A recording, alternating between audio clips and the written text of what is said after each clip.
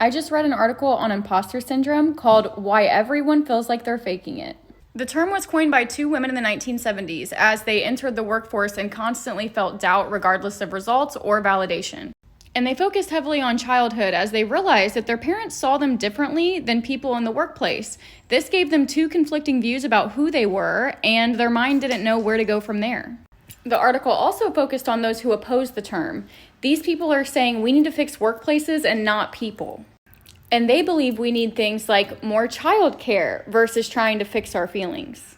And then a psychologist chimed in, saying that anxiety is created by a false sense of self built upon layers of compliance that block communication with our true self. I loved this read, and to put it simply, people have been experiencing big feelings of doubt since the 1970s or so, and we want to find the real reason why so that we can address the cause. And the problem is, the mind doesn't know. It can attempt to deny responsibility, making it an external problem, and it can also attempt to take responsibility, making it an internal problem. It is also collective, meaning that it can hold all the possibilities without knowing which is the right possibility for you. Your mind does not know who you are, it does not know where you're going, and it doesn't know what is right and wrong for you. The mind is made to measure, label, and compare without thinking it knows what is right and wrong. A lot of our anxiety stems from trying to force the mind to be what it was never made to be, which is in charge. And this results in repressed bodily intelligence. And as we give our authority to something that doesn't know, we learn from other minds who also don't know.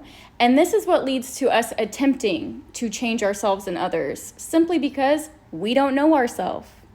This not knowing and attempting to change is imposter syndrome. I really resonated with the psychologist and the false self versus true self. This is how I see things too.